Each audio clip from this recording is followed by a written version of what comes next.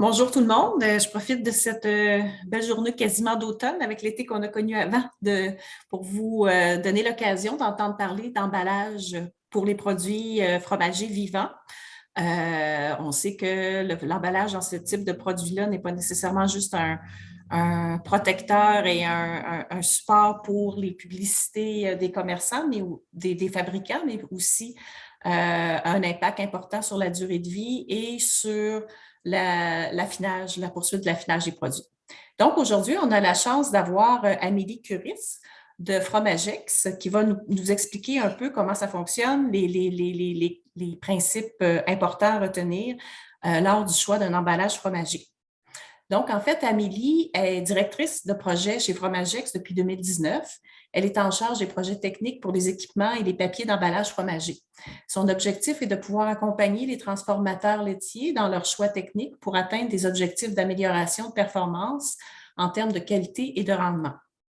Après avoir eu un diplôme d'ingénieur en technique agroalimentaire, elle a travaillé pendant 8 ans en France pour Savencia en tant que responsable d'atelier de performance industrielle et de gestion de projet pour des fromages à pâte fraîche. Puis, elle a acquis une expérience en pâte molle lorsqu'elle a pris la direction de l'usine Marin French Cheese et Laura Channel en Californie. À cette occasion, elle a accompagné la forte croissance de l'entreprise sans lui faire perdre son image d'artisan et de qualité. Cette expérience en transformation laitière lui permet aujourd'hui de travailler en lien étroit avec les partenaires de Fromagex pour accompagner les fromageries au Canada et aux États-Unis dans des solutions sur mesure, quel que soit le type de fromage. Donc, j'ai le plaisir de laisser la parole à Amélie qui va nous faire la présentation aujourd'hui dans le cadre de notre causerie sur les emballages de produits vivants. Merci beaucoup. Bonjour à tous. Merci Maryse.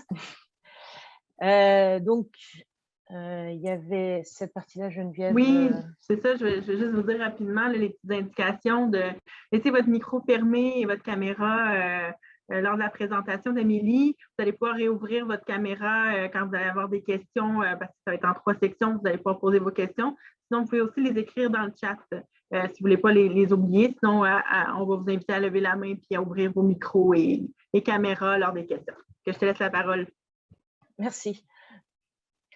Donc aujourd'hui, moi, je vais vous parler des papiers d'emballage, notamment pour les fromages fins. Donc on va voir dans une première partie les principes généraux, puis comment on choisit son papier et enfin l'impact environnemental dans le choix du papier. Sur les principes généraux, je rappelle souvent cette partie-là, c'est à quoi sert un emballage. Un emballage, quand on choisit, il faut y penser. On pense toujours au fait que le fromage vieillit dedans, donc il va s'affiner. On veut aussi le conserver pour maintenir la durée de vie jusqu'à la fin. Et on s'en sert aussi en marketing pour communiquer. Donc, il faut tenir compte de tous ces paramètres pour choisir l'emballage, qui va être un emballage, dans le cadre des fromages fins, un emballage flexible, multicouche.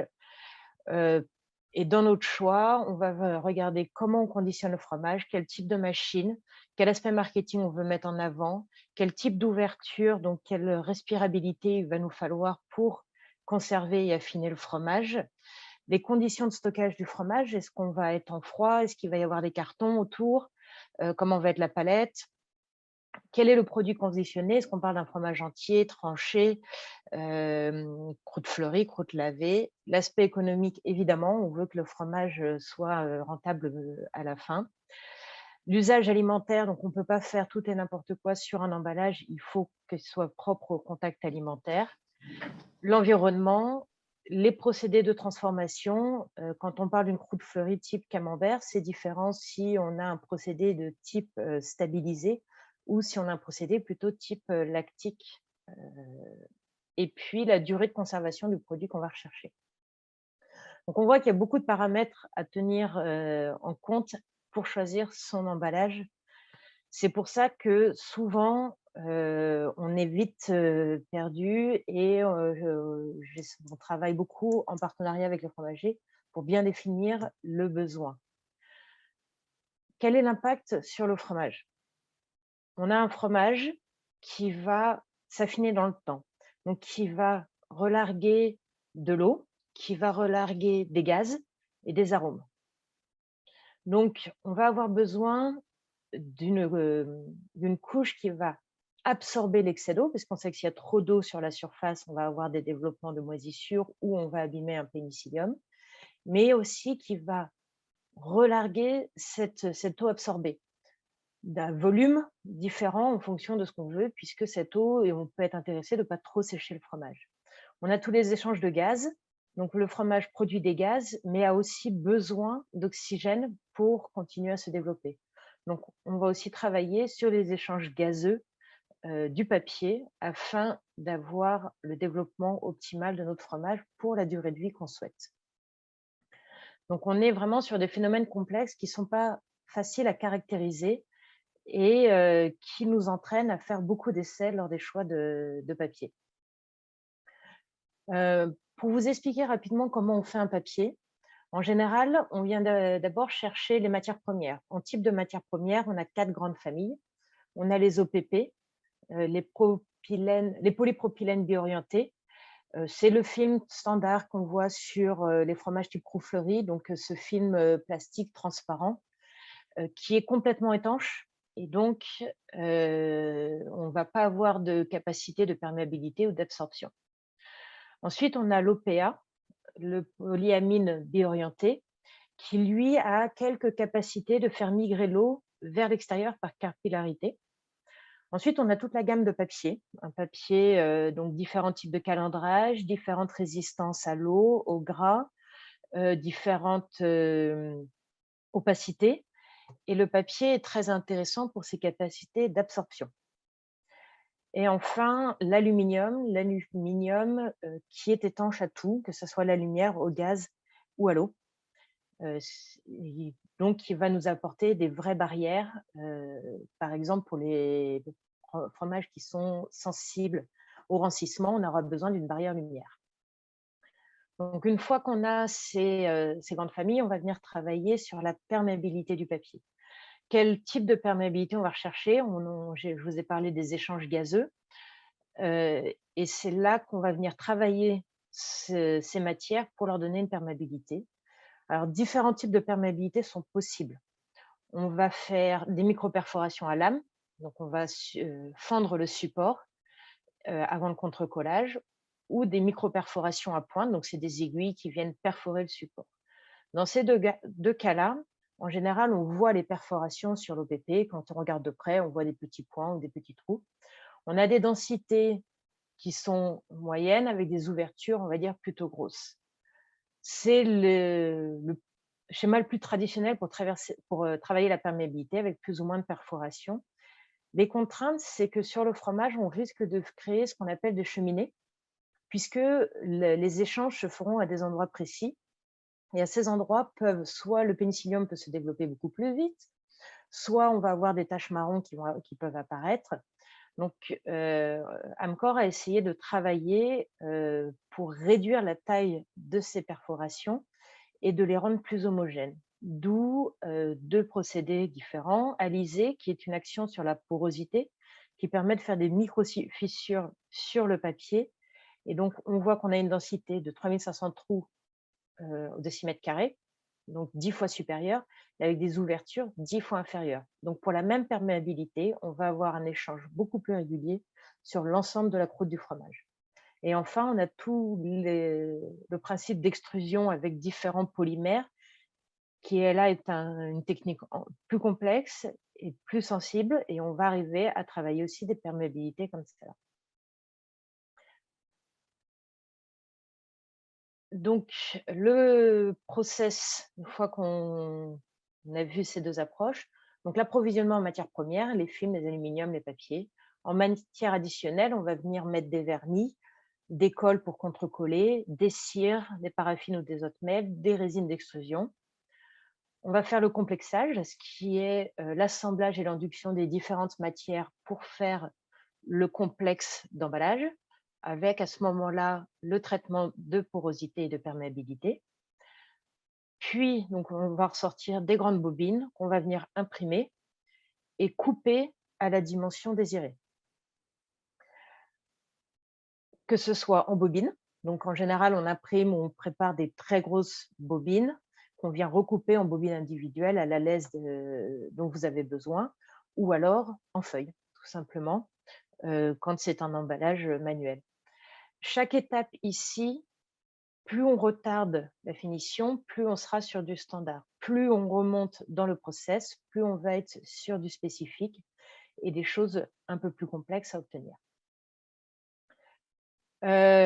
Comme exemple, je vous ai regroupé les grandes structures qu'on garde chez Fromagex en stock la plupart du temps. Ça veut dire que nous, chez Fromagex, on garde des grandes feuilles de façon à pouvoir redécouper aux dimensions pour les personnes, les fromageries qui cherchent des petits volumes. Quand on commence à être en bobine ou sur des gros volumes, on va passer directement sur du sur-mesure lors de la production. Donc, les grandes familles, on va avoir les familles les plus traditionnelles. Donc, on vient parler des papiers classiques qu'on voit. Donc, on a un aspect traditionnel. Le consommateur n'est pas surpris de son papier d'emballage, il sait à quoi s'attendre. Il y a souvent l'aspect artisanal. C'est un choix sûr puisque c'est des papiers qui existent depuis longtemps. Donc, ils ont déjà été utilisés sur beaucoup d'emballages. On voit ici, par exemple, le rustique où le côté traditionnel a été renforcé par la boîte de bois et le petit papier carotté, mais on est sur un papier relativement classique. Ce qu'on vous propose, qu'on a en stock, et le plus classique des papiers pour le camembert, c'est ce qu'on appelle la croûte fleurie, donc qui est composée d'un OPP, donc d'une couche plastique polypropylène, d'un contre-collage sur un papier classique et d'une couche de paraffine.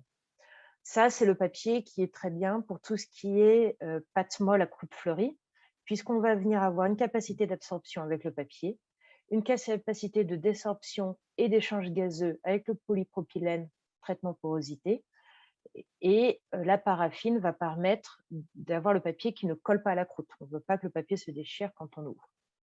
Donc ça, c'est un exemple des plus classiques de papier d'emballage pour les croûtes fleuries à pâte molle. Un autre type de papier, c'est la croûte lavée.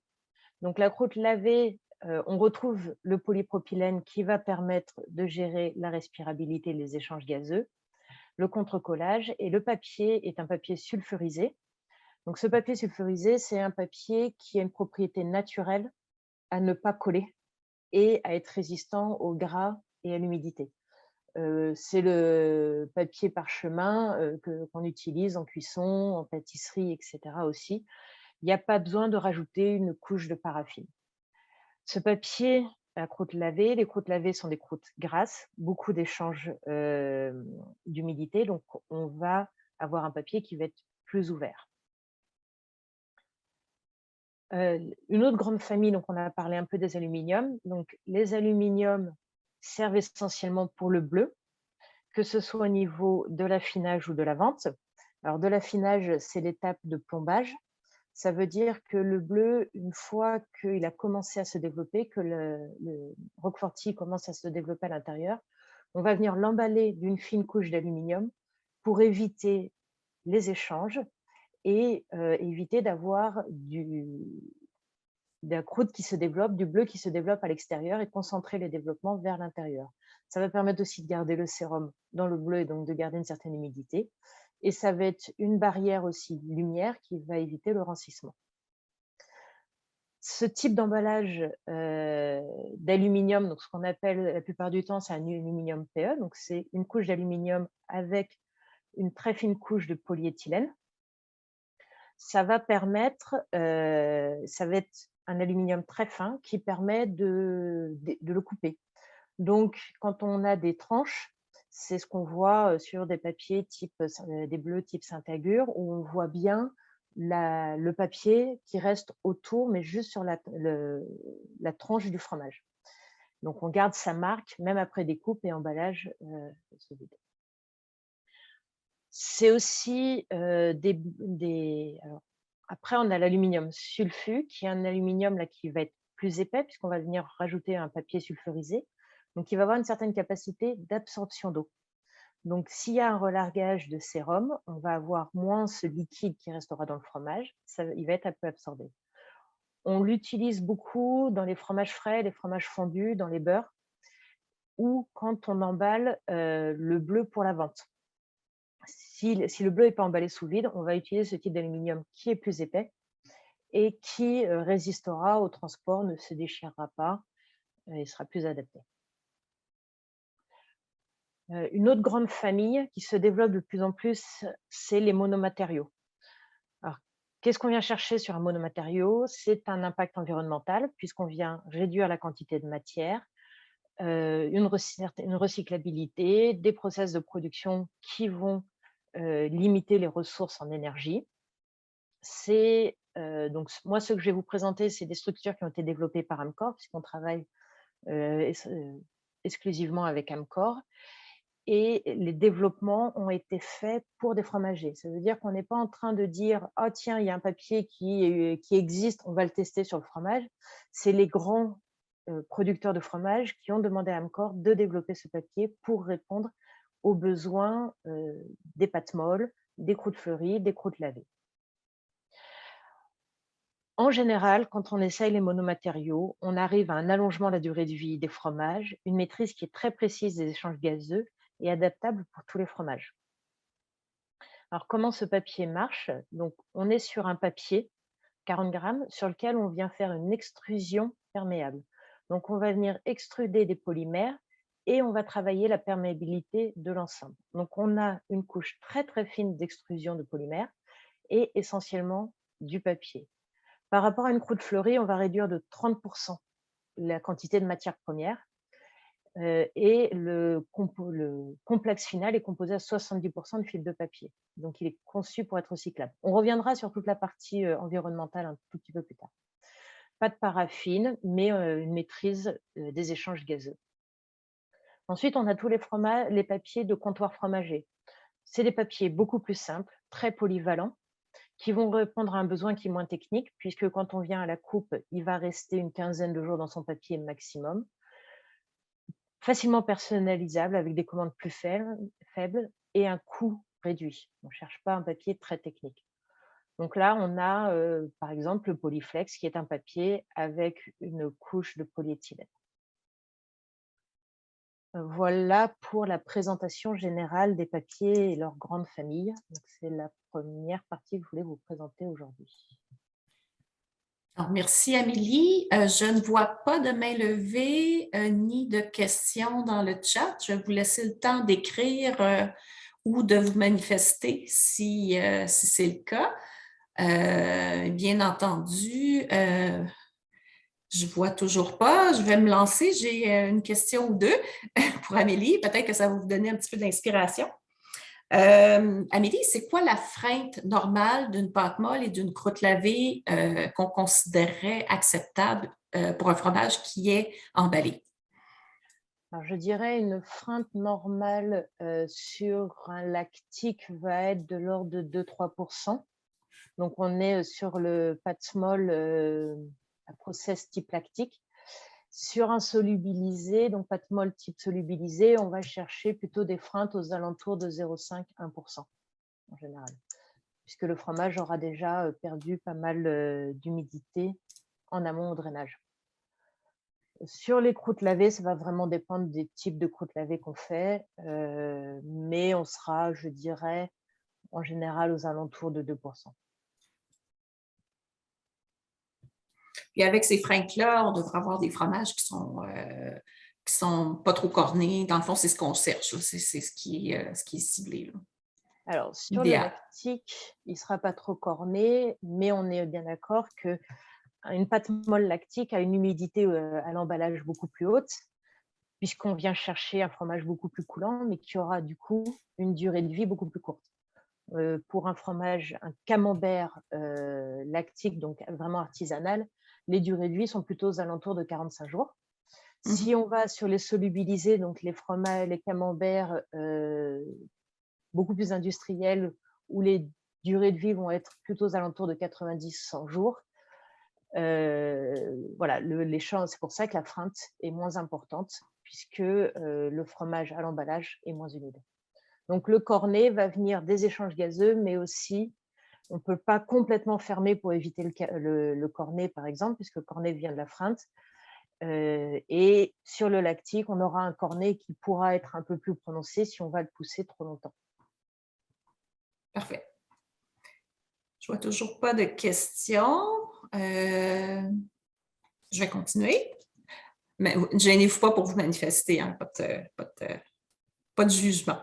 On voit beaucoup de produits en France qui sont coupés de la meule, Amélie. Et puis, entre autres, les pâtes molles, là, puis peut-être aux États-Unis aussi, peut-être, mais je sais qu'en France, ça existe. Au Canada, on en voit moins. Les papiers qui sont utilisés pour empêcher le développement ou vraiment de la flore sur les arêtes, là, les arêtes coupées, est-ce que c'est des papiers spéciaux ou c'est vraiment de la façon de l'emballer qu'on réussit à contrôler ça?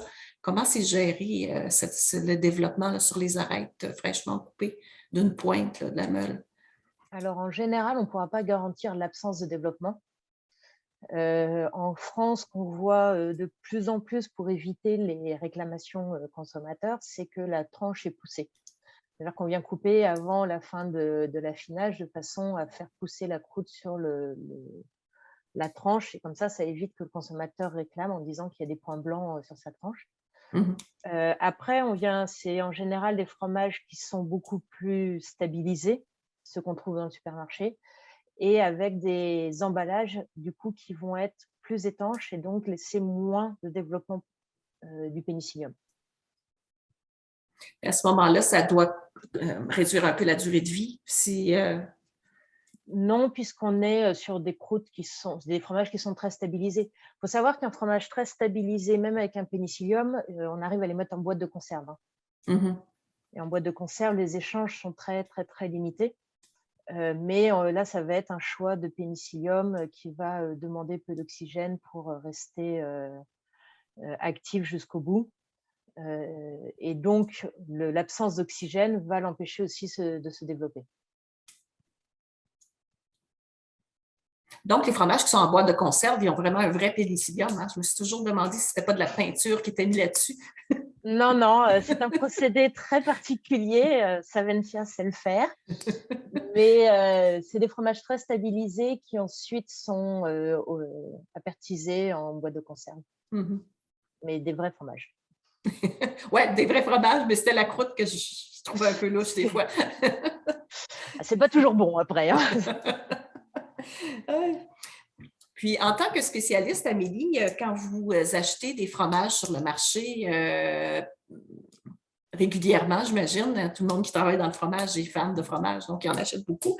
C'est quoi les défauts les plus fréquents que vous voyez dans les produits que vous achetez qui sont associés à un mauvais choix d'emballage, par exemple? Alors là, j'ai un très bon exemple sur l'écran que je partage. On voit très souvent ce papier saran, qu'on appelle type saran, donc ce film plastique type cellophane, qui est pas cher du tout, très facile à emballer à la main. Donc, beaucoup de gens l'apprécient. Sur un fromage à la coupe, c'est pas très gênant puisque, comme je disais, le fromage va rester peu de temps comme ça. Sur des fromages à plus longue durée, et moi je l'ai vu beaucoup aux États-Unis, les échanges gaz, c'est pas des fromages fromagés, des papiers fromagés, même s'ils sont vendus comme tels. Et donc les échanges gazeux sont mal maîtrisés et on voit des développements de levurés, de goût levuré, des croûtes qui deviennent marrons assez régulièrement. C'était mon premier cheval de bataille aux États-Unis, c'est d'essayer de faire arrêter d'emballer dans ces papiers-là. Et dans des papiers fromagés en bonne et due forme, ce serait quoi un mauvais choix, là, par exemple? C'est quoi les défauts les plus fréquents qu'on voit sur un mauvais choix de papier? Sur un mauvais choix de papier, c'est un papier qui utilise un peu le même de partout et du coup, on va voir des fromages qui développent des mauvais goûts, des croûtes poisseuses notamment, puisqu'on vient étouffer la fleur de surface et un peu croûte poisseux, un peu levuré en termes de goût. L'autre chose, c'est des emballages qui ont été testés sans les suremballages. Et donc, on voit que le fromage, on va voir la marque de l'étiquette ou ce genre de choses sur le fromage. Oui, effectivement, quand on fait les durées de vie, c'est important De faire le concept complet, là, même jusqu'à la pelletisation, pour être certain que... Oui, Mm. la palettisation est importante. Mm. Il ne faut pas l'oublier. On a par exemple un fromager qui a besoin qui son fromage a une très très grosse freinte, puisque les transports, etc. On a dû avoir un fromage très ouvert, puisqu'il ne supportait pas tous les écarts de température, sinon dû au transport. Donc on a travaillé avec lui sur des tests de transport en plus pour être sûr que le papier résiste. Oh, on a une question de Thomas. Tu peux y aller.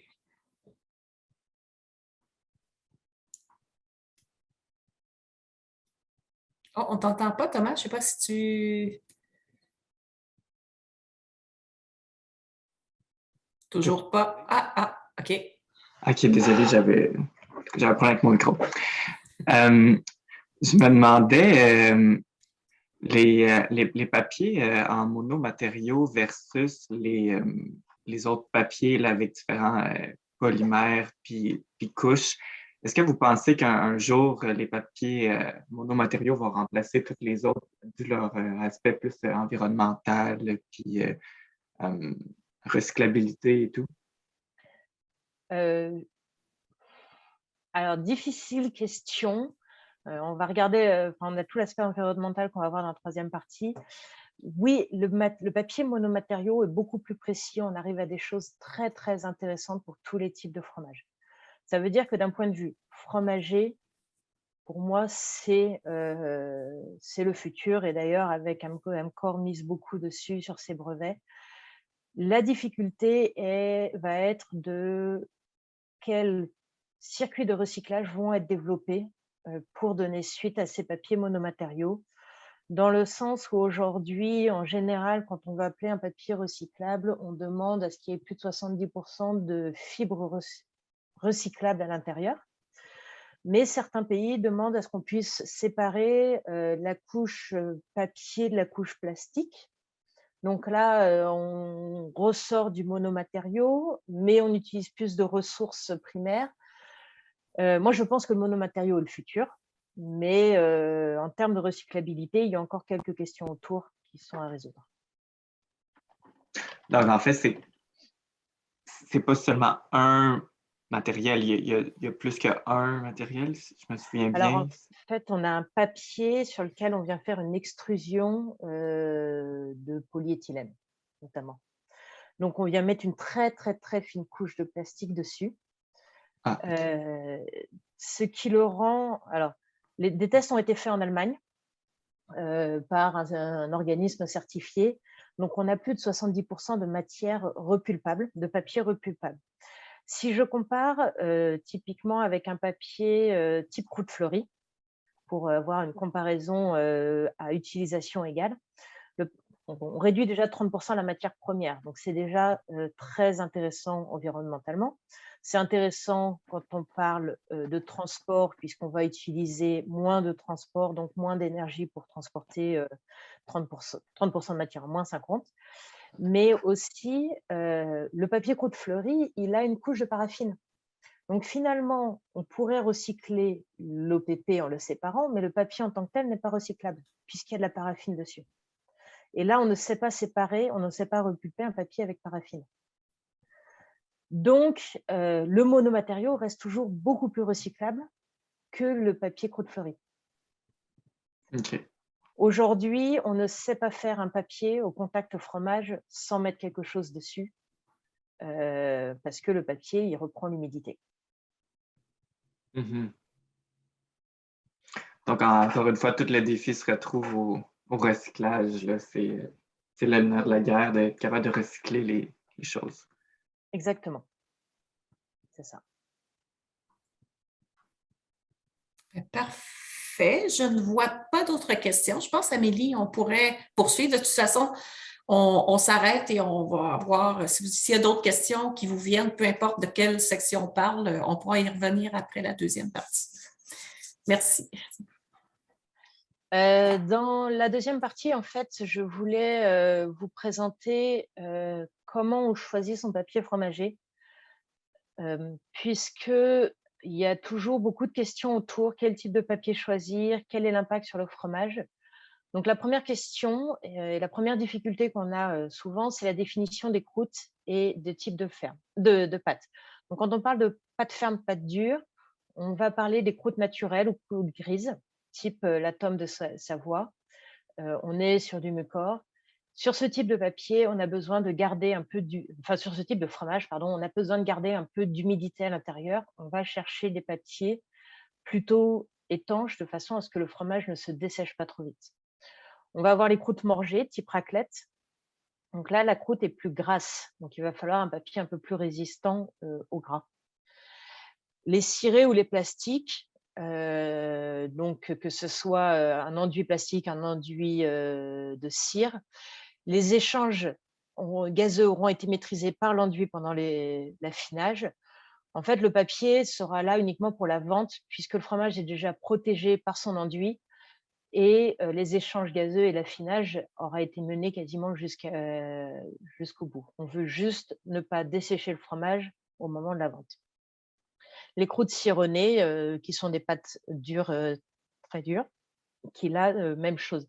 Dans l'ensemble des pâtes fermes et des pâtes dures, les emballages sont moins techniques et plus fermés en général, puisque le fromage s'est déjà affiné en cave pendant des mois, voire des années, et l'emballage va plutôt être là pour protéger, pour s'assurer que le fromage ne se dessèche pas. Et c'est sur ce type de fromage, on va soit mettre des papiers très fermés, soit ça sera des emballages plastiques sous vide de ce type-là.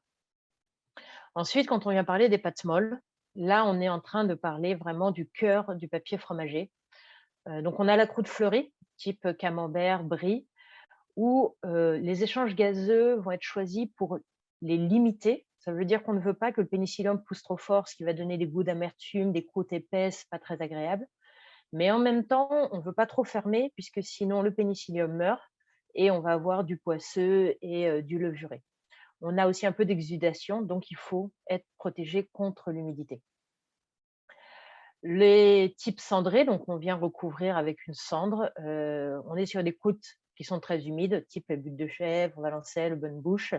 On va venir chercher des papiers qui vont plutôt sécher un peu le fromage, donc très ouverts pour évacuer cette humidité. On est aussi souvent sur des ferments plutôt géaux, donc on veut avoir plus d'échanges gazeux. Les croûtes lavées, donc les croûtes qu'on vient, donc je parle bien de pâte molle à croûte lavée, on vient rajouter du Billy Nance, les laver à différentes saumures. C'est des croûtes qui restent très grasses, donc on a besoin d'un papier résistant à la graisse. C'est des fromages en général où on est assez ouvert si on ne veut pas avoir de goût de levuré. On va aller sur les papiers type papier sulfurisé. Donc, en exemple, on a le maroilles, les poisses. Alors, je suis désolée, je n'ai pas encore beaucoup de références québécoises. Il faudrait que je m'améliore encore dessus. Et puis, les fromages bleus, où on veut des développements internes et non pas externes. Peu de croûte. Donc, on va aller chercher un papier très étanche, type aluminium. Et enfin, on a les fromages sans croûte, comme les fromages frais, feta, panela. On a des fromages sensibles et humides, sensibles à la lumière, humides. On va avoir besoin de papier étanche, résistant à la graisse. C'est pour ça qu'ils sont souvent aussi emballés sous vide. Quand on va chercher des papiers, on va chercher des papiers très fermés aussi et souvent avec une couche plastique intérieure. On a la partie fondue, j'en ai parlé un petit peu. On est sur des fromages qui sont inertes. On ne veut plus du tout d'échange, donc on va chercher les papiers qui sont complètement étanches, souvent et assez résistants, puisque souvent la portion est moulée dans son emballage. Les beurres sont sensibles à la lumière, sont graisseux, donc ça va être des papiers barrière lumière et résistants à la graisse.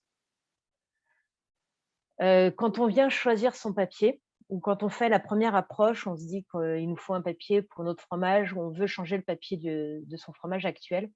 Bon, les questions de base à se poser, quel est le type de fromage, quel est le type de croûte, comme on vient de parler, à quel âge on emballe et combien de temps le fromage va rester dans son papier. Est-ce que le fromage, ça sera son fromage complet? Est-ce qu'on parle d'une pointe? Quelle est la taille du morceau à emballer pour définir la quantité de papier? Est-ce qu'on est en emballage manuel ou mécanisé? L'emballage secondaire est très important. Si on compte en mettre un, il faut en tenir compte dès le début. Quels sont ces problèmes actuels de son fromage? Quand c'est un fromage qui est déjà existant, on veut changer le papier. Pourquoi est-ce qu'on veut changer le papier? Ou quels sont les aspects qu'on veut améliorer? Toujours prendre des photos pour avoir une bonne idée d'où on part. Quels sont les volumes actuels et les types d'impression? Et si on veut faire une impression qui va définir le type. Enfin, quand on est sur des très gros volumes, on fait à peu près ce qu'on veut. Quand on est sur des petits volumes, le choix va être un peu plus limité. Idéalement, de partir en connaissant déjà l'humidité du fromage à l'emballé et la freinte cible du fromage pendant son emballage. Ici, j'ai fait un petit classement, un petit résumé des quelques grandes familles de fromages et de papier pour vous expliquer. Donc, on va regarder la quantité d'exudation, donc le d'eau qui sort pendant la durée de vie du fromage, et la quantité de poids qu'on va perdre aussi. Et ça va nous donner, donc, comme je disais, fromage fait, pâte pressée, bleu, où il y en a très peu, jusqu'à la croûte lavée, il y en a beaucoup. Et nous, on vient classer les emballages sur ces deux échelles pour essayer de définir la première approche, de dire, bon, bah, vu le type de fromage que c'est, on va plutôt aller dans des papiers fermés ou dans des papiers très ouverts. L'autre question qu'on va poser, donc la taille, comment on emballe? Si on est en mécanisé, on va être en bobine. Si on est à la main, on est en feuille. On va prendre la dimension du fromage pour définir la lèse ou la dimension de la feuille. Petit repère chez nous, 3000 m², c'est à partir en volume annuel, c'est à partir de laquelle on commence à pouvoir faire ce qu'on veut. C'est qu'on va pouvoir produire du spécifique pour la fromagerie si la commande est au-dessus de 3000 m². Donc, c'est un peu une idée là-dessus. Rapidement, l'emballage. Tout le monde connaît l'emballage manuel. L'emballage mécanisé qui peut aller, alors c'est juste pour vous donner rapidement une idée, mais avec dépilage des clés, dépose du fromage par un robot sur le tapis d'alimentation, remplissage des clés, enveloppement, pliage du papier, étiquetage, mise en boîte si besoin, et sortie et mise en carton. Il faut savoir que quand on emballe avec une machine, l'emballage est souvent beaucoup plus fermé et donc le résultat peut être différent. Il faut toujours refaire quand même des essais avant de changer un papier, quel que soit ce qu'on change dans le papier. On a les impressions, tout le monde a envie d'un beau fromage avec une belle impression dessus.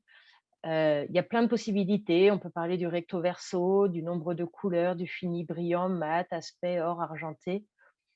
Tout n'est pas possible avec tous les papiers. Quand on a un papier et on veut imprimer le côté qui est au contact du fromage, par exemple, il faut être sûr qu'on ait une protection suffisante pour qu'il n'y ait pas de transfert d'encre. Donc, ça va dépendre des complexes. L'avantage, ça répond à un besoin marketing, on reconnaît sa marque dans les rayonnages. Par contre, il faut garder en tête que quand on commence à parler d'impression, c'est du sur-mesure, donc il faut déjà avoir un dessin, l'image faite par un designer d'une bonne qualité, des échantillons des rendus qu'on veut, parce qu'un verre, ça peut vouloir dire beaucoup de choses et la gamme est grande. Et puis, l'impression va changer en fonction de l'implantation machine. Donc, dans quel sens on déroule, à quelle taille on découpe, comment la machine utilise la bobine. Donc, il faut avoir déjà connaissance de toutes ces parties-là. Les limites, donc les volumes, on ne peut pas faire ça sur des tout petits volumes, mais aussi gestion des stocks. On ne peut pas changer d'impression tous les 3 mois. Donc, il faut se dire que contrairement à une étiquette où quand on veut changer un petit quelque chose, c'est pas très compliqué. Quand on parle d'une bobine papier qu'on veut changer, il va falloir repayer les outils d'impression. Il va falloir redéfinir tout l'artwork chez le fournisseur. Et puis, comme une impression personnalisée, c'est du sur-mesure, ça veut dire que ça va être fait chez le fournisseur, donc les délais d'approvisionnement sont forcément plus longs. Donc, tout ça, c'est à avoir un petit peu en tête. Beaucoup de personnes me disent « je voudrais imprimer, mais je voudrais pouvoir commander dans les 3 semaines ». Par exemple, ce n'est pas possible. Ou je veux imprimer, mais pour l'instant, je suis en feuille et après, je vais passer avec une machine. Je dis attention, puisque quand on va passer sur la machine, souvent, on va réduire la lèse. Donc, il va falloir redévelopper toute l'impression quand on aura défini le format machine. Donc, est-ce que ça vaut le coup de commencer l'impression dès la feuille ou on attend déjà d'avoir la machine pour le faire? Le troisième façon de personnaliser son papier, et une des plus complexes, c'est la structure. On va venir, par exemple, si je parle du monomatériau, on a une capacité de jouer très finement sur la perméabilité en fonction du besoin du fromage. Donc ça va nous permettre d'améliorer l'affinage, la durée de vie du produit. Ça va être aussi être différent de la compétition si on veut un rendu un peu plus papier. L'expérience client, quand on va chercher de la transparence, un toucher papier avec les vernis. Les limites, c'est des longs processus de validation. On va voir ça juste après. Un impact sur les caractéristiques organoleptiques du fromage et des minimums de commandes. Dès qu'on change la structure, autant on peut changer l'impression, ça ne changera pas l'impact sur le fromage. Dès qu'on change la structure, ne serait-ce que mettre un vernis, ça va impacter, ça peut impacter l'affinage du fromage. Donc, on va repartir sur des essais. Quand on valide un papier, on vient collecter dans un premier temps les données, donc comme je disais, type de fromage, durée de vie, les quantités, les freintes, les demandes marketing, les délais dans lesquels on va avoir les nouveaux papiers. On vient définir le type de papier qui est faisable, avec valider avant de se lancer dans les essais si le prix correspond à peu près ou au moins aux attentes et si c'est faisable, les disponibilités. Ensuite, on va venir échantillonner. Donc, on récupère les échantillons de papier à tester. On fait les essais. Les essais, donc on emballe le fromage et il faut attendre jusqu'à la fin de vie du fromage. Donc, si on a des DLUO de 90 jours, il va falloir attendre 90 jours pour être sûr que le papier est conforme. Même si à 50 jours, le fromage est bon, ça ne garantit pas qu'à 90 jours, le fromage sera toujours bon. Il faut le faire plusieurs fois, il ne faut pas compter sur sa chance. On dira, le premier lot est bon, ça va marcher. Tout le monde a des irrégularités de production, même les meilleurs et les plus réguliers. Et il faut qu'on valide sur un fromage, une fois, peut être un peu plus humide, un peu plus sec. Donc, bien être sûr que ça va être répétable dans le temps, les résultats. Et la validation sur toute la gamme de fromages. Un 250 grammes ne va pas réagir de la même façon qu'un 1 kg ou qu'un 125 grammes. Le rapport surface-volume fait des échanges qui sont différents et donc des interactions avec le papier qui peuvent être différentes. Au moins 3 lots, moi je recommande. À la fin des essais, donc on déguste régulièrement, donc idéalement tous les 15 jours. Et à la fin, si c'est conforme à la fin, on peut passer à l'étape suivante. Si ce n'est pas conforme, on repart sur la définition du film, de nouveau un échantillonnage et des essais. Donc, jusqu'à ce qu'on ait le papier qui convienne parfaitement. Une fois qu'on a validé, il faut aussi souvent faire un essai industriel, surtout quand on est mécanisé. Ça veut dire qu'on fait des premières approches en feuille pour aller un peu plus vite, mais après, on va passer en bobine. C'est même la même chose, c'est qu'on recommande, avant de commander 1 million de poses, on se dit on va peut-être commencer par 100 000 poses, tourner plusieurs heures avec pour être sûr qu'il n'y ait pas des impacts qu'on n'a pas identifiés qui vont apparaître une fois qu'on sera sur des runs qui seront plus longs. Une fois que tout ça c'est fait, on passe à la validation de la pression, donc des artworks, création des outils d'impression, et puis à la production. Donc, on est sur des délais qui peuvent être assez longs. Sur les projets les plus techniques, il n'est pas rare qu'on puisse passer 2 ans sur la validation d'un papier. Quand les durées de vie sont aux alentours de 100 jours, voilà. C'est des contraintes qui sont là et qu'il faut avoir en tête quand on se lance dans des essais papier. Ce qu'il faut valider à chaque étape, donc à l'emballage, on prend le poids du fromage pour pouvoir estimer la freinte. Il ne faut pas oublier aussi de tester la facilité d'utilisation. Quand on est en emballage manuel, si déjà l'opérateur commence à dire qu'il n'arrive pas à le plier correctement, ça ne sert à rien de continuer avec ce papier si on reste en emballage manuel, puisque si déjà il a du mal à en plier 5, quand il en aura 300 à plier, ça va être compliqué. Toutes les 2 semaines jusqu'à la date de péremption, peser son fromage pour suivre la freinte, valider le collant papier, valider l'aspect visuel, pousse de la croûte, décoloration, graissage, faute. Moi, je vous recommande toujours de prendre des photos du fromage parce qu'au bout de 100 jours plus tard, on ne sait plus trop ce qui s'est passé à 55 jours, surtout quand on est au 5e lot. Les goûts, amertume, levurée, les textures, est-ce qu'on est sec, collant, les craques, cartonneux, pâteux. Et petit point d'attention lorsqu'on lance ces essais, si on veut comparer différents types de papier, il faut prendre les mêmes fromages. C'est pas un jour j'emballe avec ce papier, le lendemain avec celui-là et le surlendemain avec le 3e type de papier, puisqu'il y a des variabilités dans la production du fromage et donc on risque de ne pas comparer les mêmes fromages. Il faut que les fromages viennent du même vat et idéalement même de la même pile ou de la même clé, de façon à pouvoir comparer les mêmes choses. Et l'autre point important, le fromage doit être emballé comme il sera vendu. Ici, vous avez une petite photo d'un fromage qui a été emballé et avec l'étiquette qui est dessus. On n'aurait pas validé avec l'étiquette, on aurait validé le papier conformément et au moment de la mise en vente, on se serait rendu compte qu'il y a un problème, puisqu'on aurait eu ce rond blanc parce que l'étiquette vient réduire les échanges gazeux de l'emballage à cet endroit-là. Donc, étiquette, les boîtes, les cartons d'emballage, les palettes, tout ça, c'est important d'avoir en tête et de valider comme il faut pour être sûr que l'emballage répond à ce besoin. Voilà rapidement comment on valide et comment on choisit son papier sur des essais d'emballage de n'importe quel fromage. Merci, Amélie. Je vois pas de questions. Je vais encore une fois peut-être vous laisser le temps d'écrire ou de vous manifester. Une question, Amélie. À chaque fois quand tu mentionnes âge à l'emballage pour le choix du papier, c'est quoi l'impact de l'âge du fromage au moment où on l'emballe sur vous, sur votre sélection de papier à proposer? Déjà, ce qui est important pour nous, c'est de savoir à quel point la croûte a déjà poussé, en fait. Certaines entreprises vont emballer très tôt, de façon à se garder un maximum de temps de distribution et de vente derrière.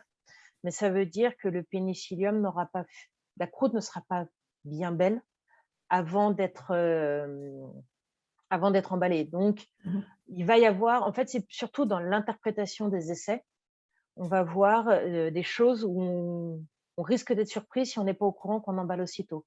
Quand les fromages ont du retard, on voit sur certains essais chez des industriels, ils vont faire les essais pendant les fêtes, au moment où ils ont des gros volumes et au moment où ils n'ont plus trop le temps d'emballer dans les temps. Et on a sur nos répétabilités, tout d'un coup, on ne comprend pas, la répétabilité n'est plus la bonne. Ça ne marche plus. Et quand on creuse, on se rend compte que, en fait, il y avait du retard à l'emballage et qu'au lieu d'emballer à 12 jours, ils ont emballé à 16 jours. Et donc, le pénicillium s'est beaucoup plus développé. Et donc, il faudrait presque quelque chose de plus fermé pour qu'il arrête de se développer après. Ou alors, juste, c'est acceptable, mais ça explique pourquoi on n'est pas répétable d'une fois sur l'autre, puisqu'il y a des écarts qu'on n'a pas vus. Et après, c'est de voir quelle est l'acceptabilité d'un point de vue fromager. C'est assez important de se mettre dans les conditions réelles lors de nos essais. En fait, j'insistais sur les emballages, mais je vais insister aussi sur la façon dont on fait ces essais, le type de travers qu'on voit quand on emballe et qu'il y a 1000 fromages à emballer. On va sortir sa pile complète de fromage qui va rester dans la salle d'emballage pendant une demi-heure, 3/4 d'heure. Donc, le fromage va se réchauffer, va commencer à exuder un petit peu plus. Et puis, il est emballé. Ça marche avec certains papiers. Et puis là-dessus, on fait des essais R&D. Et là, la personne qui est responsable des essais va directement chercher le fromage dans la salle de ressuyage, emballe tout de suite et met au frigo tout de suite. Donc, le fromage ne va pas se réchauffer comme ça le fera dans la vraie vie. Et on va valider sur des biais qui vont faire que quand le fromage va se réchauffer, une fois que le papier sera emballé et qu'on va commencer à emballer pour de vrai les gros volumes, le fromage va commencer à se réchauffer un petit peu et l'emballage, par exemple, n'aura pas la capacité d'absorption suffisante pour enlever cette humidité de surface qui sera développée lors de ce réchauffement. Donc, c'est essayer d'être le plus cohérent avec ce qui se passe en vrai. Et toutes les usines ont leurs biais, toutes les fromageries ont des biais. Idéalement, il faudrait être sûr que ça sorte du haloir, que ça passe 24 heures en ressuyage pour que le fromage redescende en température, soit plus proche de la température du frigo, que le fromage ne reste pas trop dans la salle d'emballage. Ça, c'est la théorie. On sait tous qu'en pratique, soit on n'a pas de salle de ressuyage, soit la vitesse d'emballage n'est pas celle qu'on aimerait. Donc, il faut en tenir compte dès le début, en fait. Et pas se dire, on va faire ça dans les règles de l'art, et puis le jour où on part réellement en production, on fait plus.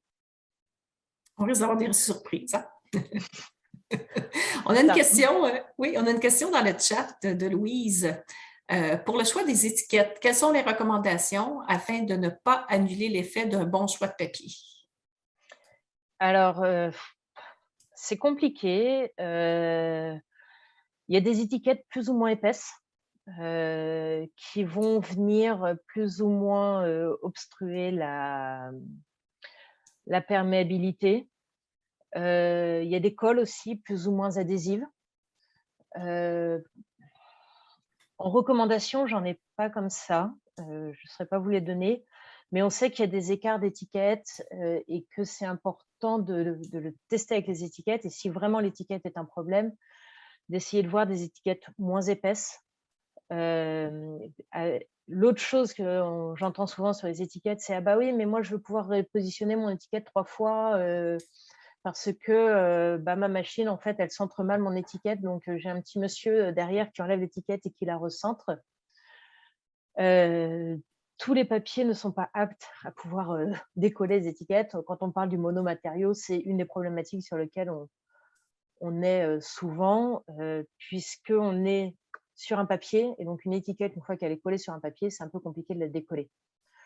Donc, on ne peut pas pallier à tous les défauts des machines.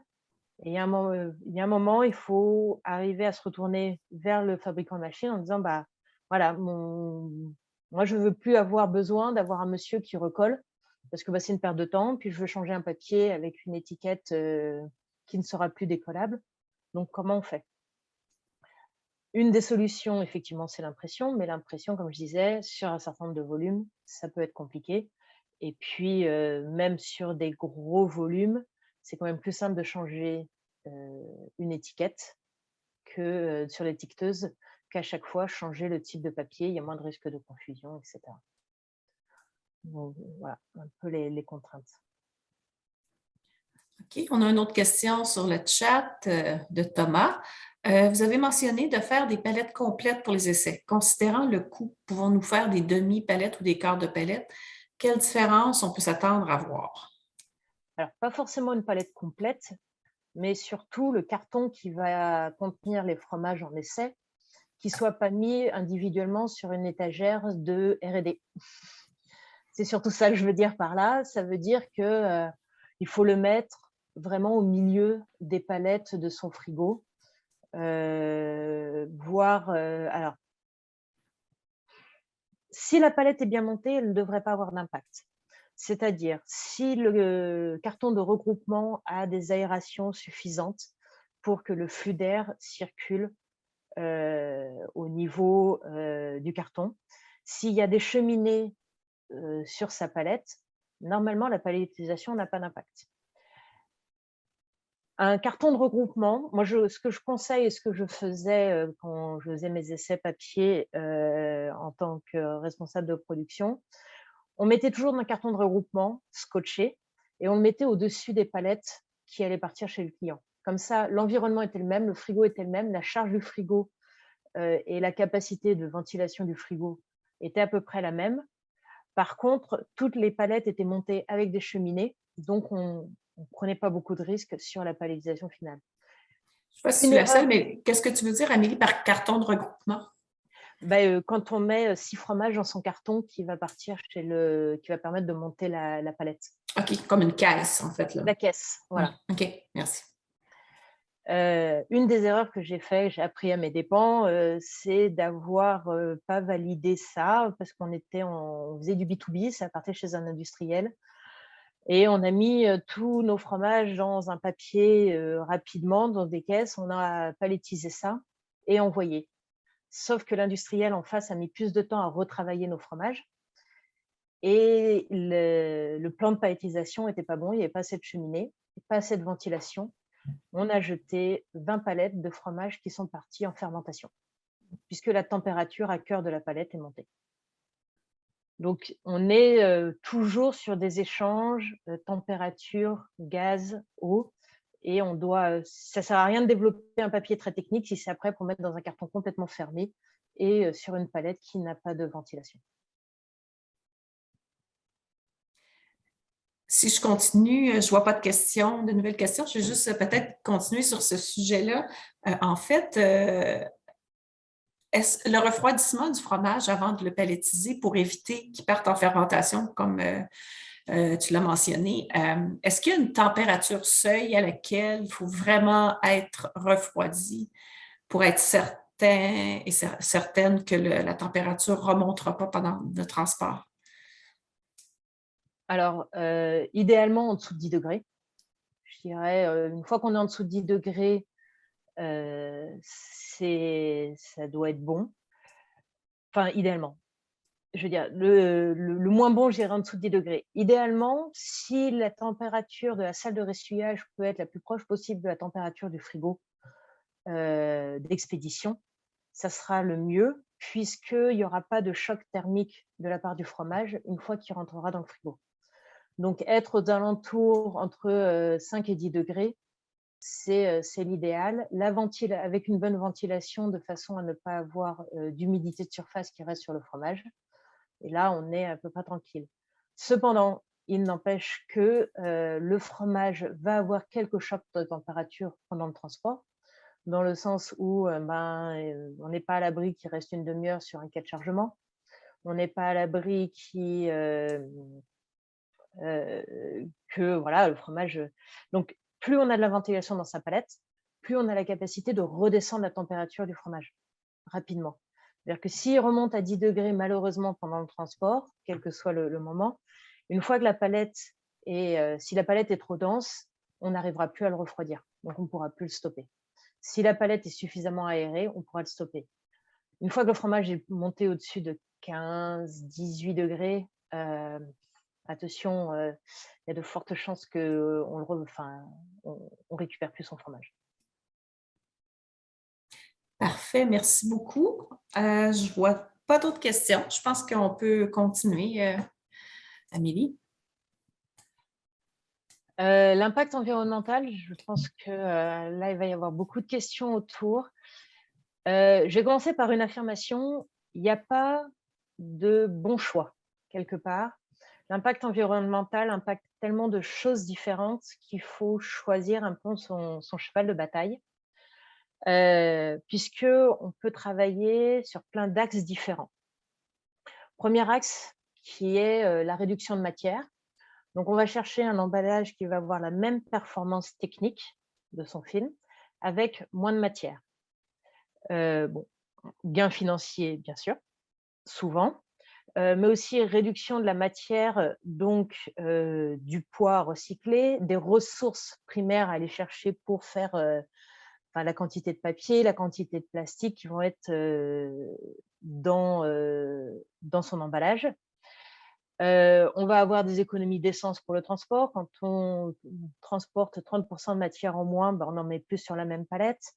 Donc, moins de camions sur la route. Donc, il y a tout ça qui va compter. C'est, je dirais, la partie la plus facile à quantifier en termes d'impact environnemental. On a la capacité de faire l'analyse du cycle de vie. Le cycle de vie, c'est on étudie le process de fabrication pour évaluer l'impact énergétique en énergie, en consommation d'eau, en émissions de gaz à effet de serre. Donc, quelle énergie je vais avoir besoin pour aller chercher mon bois dans la forêt? Quelle énergie je vais avoir besoin pour le transformer en papier, pour le complexer, etc.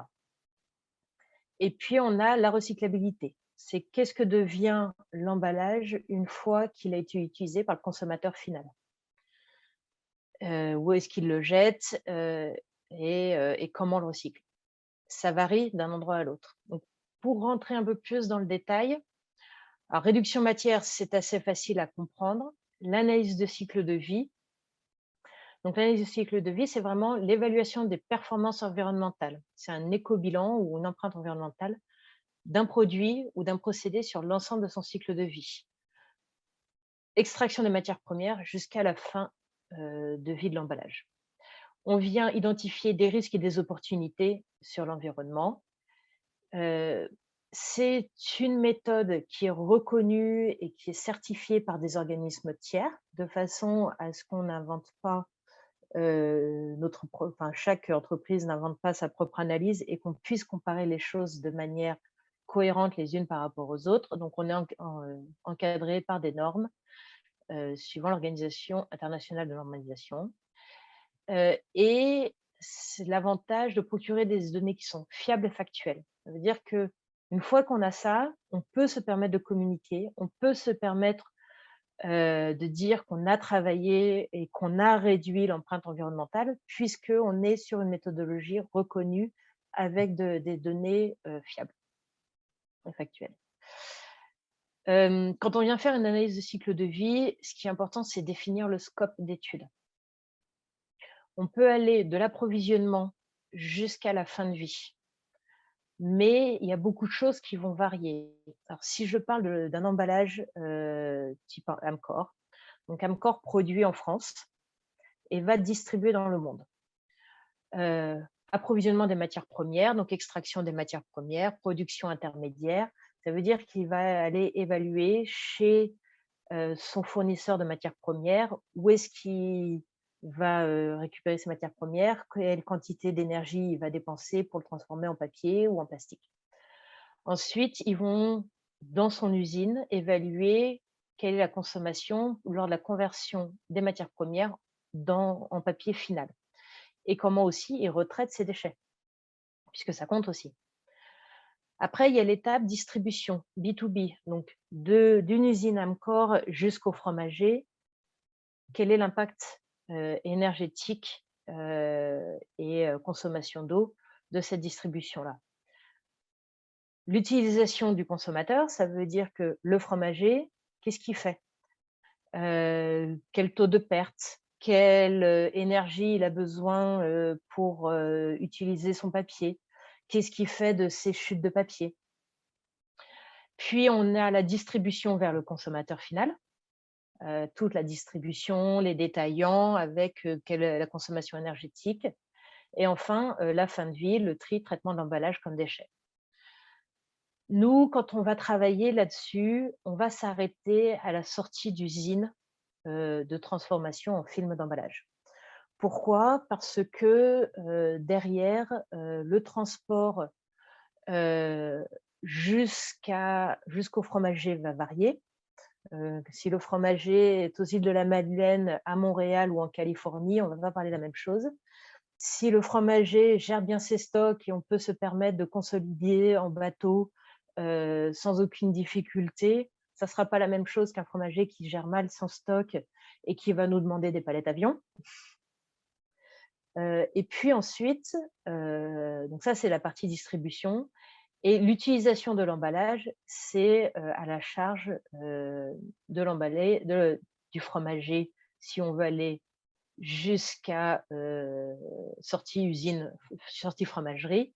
Et utilisation du produit, distribution et fin de vie, là on arrive, utilisation du produit par le consommateur final et puis toute la partie distribution, c'est au distributeur de l'évaluer quelque part. Et la fin de vie va vraiment dépendre des régions dans lesquelles on travaille. Le tri n'est pas le même à Montréal qu'à Rimouski, qu'à New York ou en France ou en Allemagne.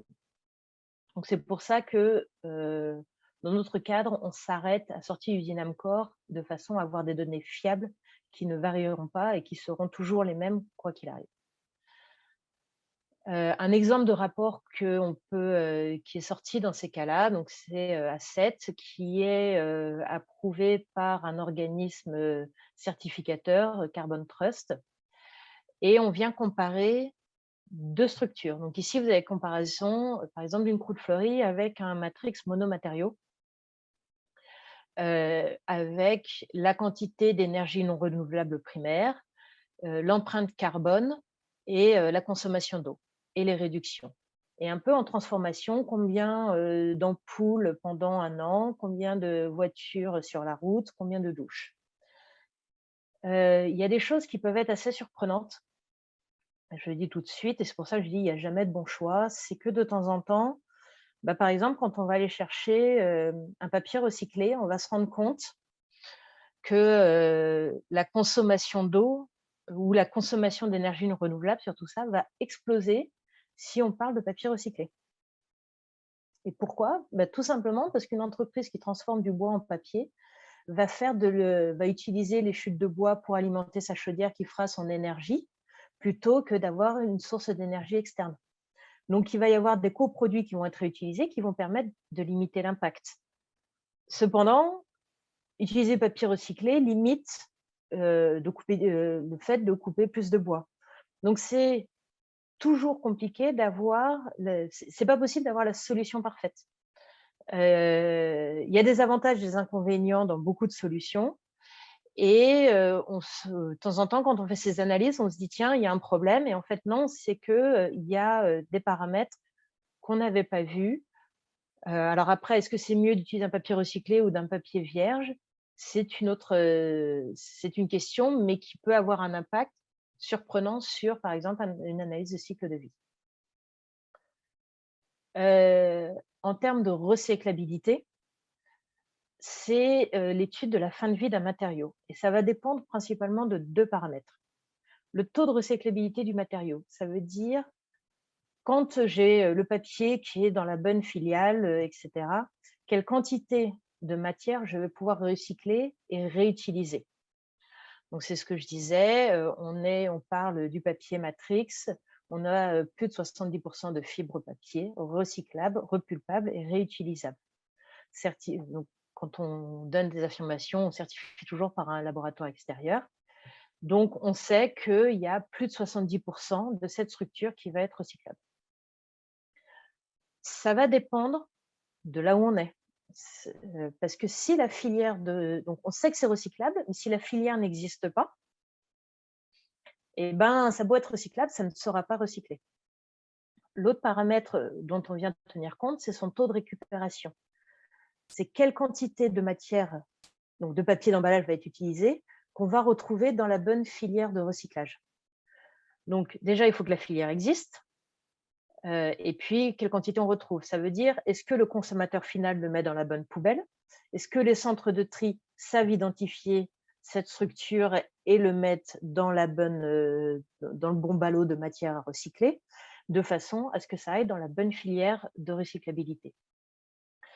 Il y a 2 ans, quand j'avais fait la recherche, par exemple au Québec, le type d'emballage papier fromager, quel qu'il soit, c'est un petit film, en général du 250 par 250, très peu de débouchés.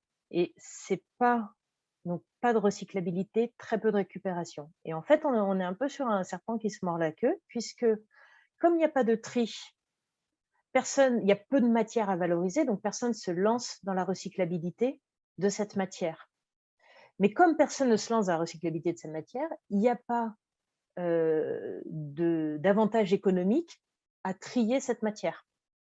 Et donc, on est un peu à savoir qui est-ce qui va commencer en premier pour pouvoir lancer la recyclabilité, la récupération de ces emballages.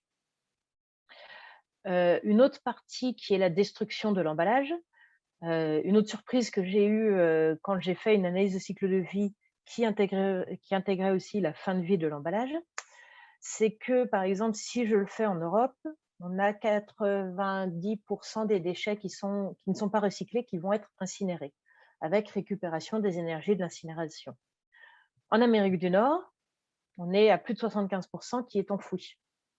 Donc, pas de récupération d'énergie, donc une empreinte carbone qui va être Aussi, alors moins de gaz à effet de serre, mais moins de récupération d'énergie aussi. Donc, en fait, une fin de vie qui est très neutre. Pas négative, mais pas positive non plus. Et par exemple, quand on a beaucoup de papier qui pourrait bien brûler et faire de l'énergie, et ben, ça enlève cet avantage-là à son emballage. Donc, toujours faire attention quand on parle de recyclabilité, où est-ce qu'on est et quels sont les vrais débouchés de recyclabilité. J'en profite pour toucher 2 mots sur le compostage, parce qu'on me demande beaucoup des papiers compostables. Il y a un accord assez général de dire que le compostable est une fausse bonne idée, parce que déjà, il n'y a pas de normes pour définir, qui sont internationales, pour définir qu'est-ce que veut dire compostable. Et les centres de compostage industriels, à Montréal, on ramasse le compost par exemple, n'ont pas tous les mêmes capacités de compostage. Donc, on vient mettre un déchet qui va venir souvent plus polluer le compostage qu'améliorer. L'autre chose, c'est que le consommateur final, quand on lui met compostable, il ne sait jamais trop où le jeter. Donc, il va le jeter, par exemple, sur le plastique, alors pas forcément sur les films d'emballage, mais les bouteilles en plastique compostable, et ben, il va le mettre dans le recyclage. Et ça, il va se retrouver, ce plastique, dans les filières de recyclage de PE, de polyéthylène. Sauf qu'en fait, il va venir polluer le polyéthylène qu'on sait très bien recycler et dégrader la capacité de recycler du polyéthylène, puisqu'il y aura des plastiques non recyclables dedans. Et puis, le compostage veut dire une non-réutilisation de la matière. Donc, c'est aussi quelque chose d'assez complexe. Donc, voilà un peu sur le compostable. Et aujourd'hui, on n'arrive pas non plus à avoir des papiers d'emballage qui permettent de faire affiner un fromage vivant suffisamment fiable pour faire du compostable non plus. À chaque fois, comme il y a de la vie, il y a des échanges et le papier ne dure pas. Pour vous montrer un peu une démarche, alors c'est la démarche Amcor, mais la démarche de beaucoup d'entreprises aussi, c'est qu'aujourd'hui, les engagements sont de développer l'ensemble des papiers pour être recyclables. Donc, quand je parle du monomatrix, il est développé pour être recyclable. Après, donc ça, c'est l'engagement Amcor pour 2025, c'est que l'ensemble de leur gamme sera recyclable. Après, ils essayent de travailler en partenariat avec des fondations, avec des organismes pour développer la filière, les infrastructures de tri et de recyclabilité, de façon à ce qu'à terme, le papier soit recyclé et trié et éduquer le consommateur final pour avoir un bon recyclage. Mais aujourd'hui, on en est à peu près à cette base-là sur l'ensemble des fournisseurs d'emballage. Voilà ce que je peux vous dire sur l'impact environnemental d'un papier et les contraintes et avantages au Québec. Merci, Amélie. Je ne vois pas de questions. Je vais me risquer pour une. Aurais-tu un exemple, Amélie, dans d'autres pays, un exemple parfait, là, le meilleur exemple, là, quelque chose qui serait à citer et à prendre là, justement comme point de comparaison pour essayer d'améliorer notre situation à ce niveau-là?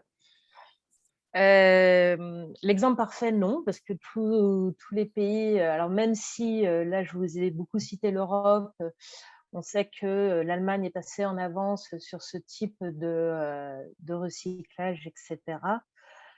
On voit qu'il y a beaucoup de problèmes de tri encore aujourd'hui. Donc, la récupérabilité de ces emballages qui sont très fins, très petits, est compliqué, le taux de récupération. Après, on est sur... alors, effectivement, bon, après, l'enfouissage est définitivement, je dirais, la pire des solutions, puisque on ne fait rien de nos déchets, on se contente de les enfouir et d'attendre que par magie ça disparaisse. Et tout emballage, comme on a vu, il y a quand même une part de plastique, et on sait que le plastique ne disparaît pas. Donc on est sur une solution qui est la moins viable. Idéalement, c'est via des initiatives gouvernementales qui obligent les filières à développer du recyclage. Et idéalement, je dirais, c'est le vrac. Le vrac, tout le monde est assez d'accord pour dire que c'est une très bonne voie. Alors, sur la pâte molle, ça va être compliqué. Sur les papiers d'affinage, comme on a vu, il faut que ça affine, on a des échanges, donc faire du vrac, personnellement, je ne vois pas comment c'est possible.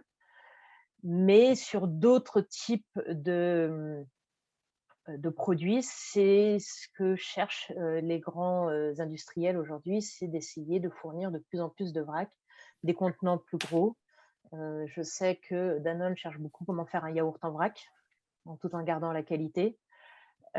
Puisque quand on parle de vrac, on est sur des gros emballages, en général moins techniques, un peu moins de marketing, donc on n'est pas obligé de mettre autant d'encre, autant de vernis, parce que c'est pareil, avoir un très bel emballage de papier fromager, quand on vient mettre 8 couleurs plus une couche de vernis, et ben, toute la partie, on a beau réduire la matière, sur le film initial, on vient en rajouter et on vient rajouter des choses qui vont le rendre de moins en moins recyclable. Donc, un peu de sobriété, et c'est vrai que quand on parle de vrac, bah, du coup, le marketing a moins, c'est plutôt ce qui va permettre de présenter, mais en grand, et ça sera moins sur chaque emballage individuel. C'est pareil, le tri se fait plus au niveau de gens qui savent ce qu'ils font, plutôt que éduquer chaque consommateur. Donc, moi, je pense que le monomatériau est une solution pour améliorer là où on n'arrive pas à se passer de ce qui existe, de façon à réduire les matières. Et puis, là où on peut se passer des emballages individuels, l'avenir sera sur le vrac. Ça, c'est mon avis personnel aujourd'hui. On a quelques questions sur le chat. Alain, quel peut être justement le temps de demi-vie des matériaux qui sont enfouis au niveau des emballages fromagers? Je ne saurais pas vous répondre. Clairement, je ne sais pas. Et puis, ça va dépendre de la composition du matériau. Mais comme je vous disais, il y a toujours un peu de plastique dedans. Ou alors, après, il y a les solutions papier double paraffine, par exemple. On le voit chez un certain nombre de personnes. Puis, on le fait aussi pour un certain nombre de personnes.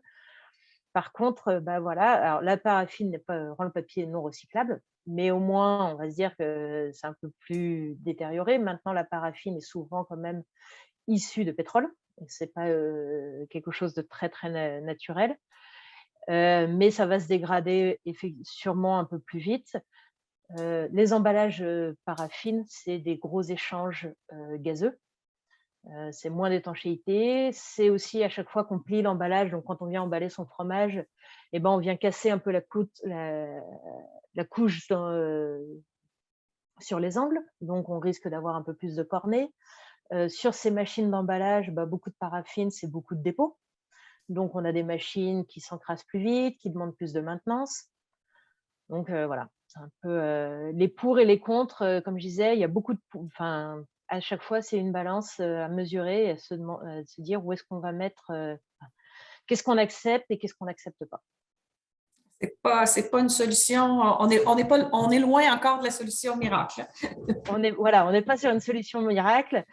Et comme je vous dis, il y a des choses qui, de temps en temps, on se dit c'est la bonne solution. Et quand on regarde, on se dit, il y a une contrepartie. Donc, si on parle du cycle de vie en prenant compte du papier recyclé, alors nous, on travaille avec du papier vierge pour des questions d'alimentarité, mais si on parle papier recyclé versus papier vierge, la première analyse de cycle de vie que j'avais vue, je me suis retrouvée avec en fait une dégradation de mes performances si je prenais du papier recyclé, par exemple.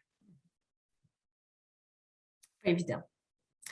Oui, je vois pas d'autres questions.